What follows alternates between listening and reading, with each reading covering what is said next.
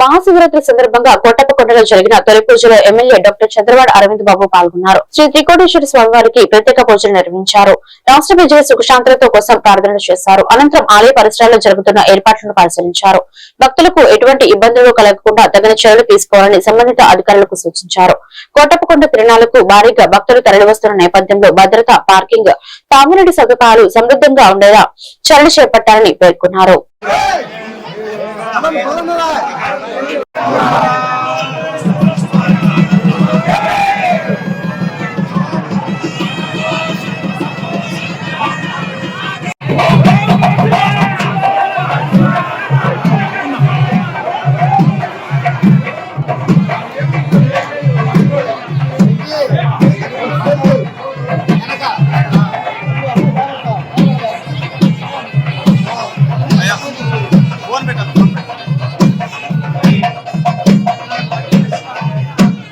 సోదరులందరికీ మహాశివరాత్రి శుభాకాంక్షలు. అదేవిధంగా వంశ పారంపర్య ఆలయ ధర్మకర్త గారు రావు బహదూర్ కొండలరావు గారి ఆధ్వర్యంలో ప్రథమ పూజ అభిషేకం జరిగింది. ఇవాళ మరి శివరాత్రి ఇప్పుడే మొదలైంది. అదేవిధంగా రేపు తెల్లారిదా 16 ఉదయం తెల్లారిదా కూడా మహాశివరాత్రి కార్యక్రమం జరుగుతూ ఉంటుంది. రేపు సాయంత్రం రాత్రి 12 గంటలకు లింగోత్సవ కార్యక్రమాన్ని మరి జమీందార్ గారు వంశపారంగా ధర్మకర్త గారు దాని దగ్గర నుండి ఆ పూజను నిర్వహిస్తారు. ఇప్పుడే కొండ మీద అర్ధరాత్రి 12 దాదాపు 1,00,000 మంది భక్తులు రావడం జరిగింది. వీరందరూ కూడా శీఘ్రమే దర్శనం కలిగించడానికి అందరూ కూడా ఆన్లైన్ లో టోకన్లు కూడా ఇవ్వడం జరిగింది. భక్తులందరూ కూడా ఎక్కడ ఇబ్బంది లేకుండా మరి స్వామివారి దర్శనం కలిగజేయడానికి టోకెన్లు కూడా ఏర్పాటు చేయడం జరిగింది.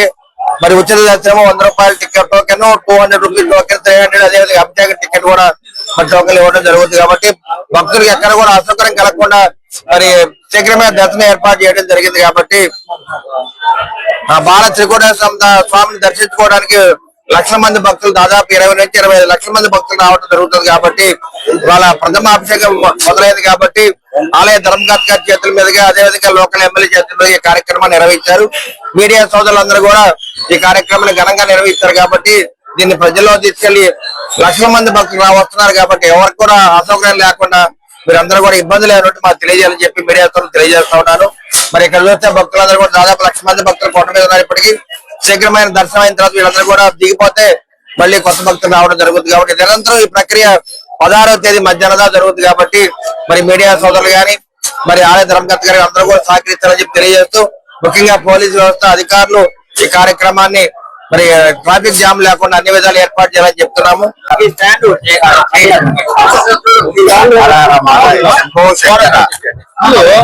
ఇవాళ మహాశివరాత్రి సందర్భంగా ఉదయాన్నే అనగా తెల్లారుజామున పిండి తీర్థం, స్వామివారికి అభిషేకం చేయటం జరిగింది. అదేవిధంగా ఈరోజు మహాశివరాత్రి ఉద్దేశించి క్యూ లైన్లు కానివ్వండి, అదే భక్తులకి మంచినీటి సౌకర్యం కానివ్వండి, అన్ని ఏర్పాట్లు చేయడం జరిగింది. దేవస్థానం, మా ఎండోమెంట్ డిపార్ట్మెంట్ అన్ని క్యూ లైన్లు విధంగా ఈచ్ విఐపికి వేరే విఐపి దర్శనానికి సంవత్సరం విఐపి దర్శనం అని 300 టికెట్ పెట్టడం జరిగింది. దానికి కూడా టైం స్లాట్ లీవ్ జరిగింది. ఆన్లైన్ టికెటింగ్ అది. అదే విధంగా అభిషేకం, శీఘ్ర దర్శనం మరియు ఉచిత దర్శనం. ఉచిత దర్శనానికి పెద్ద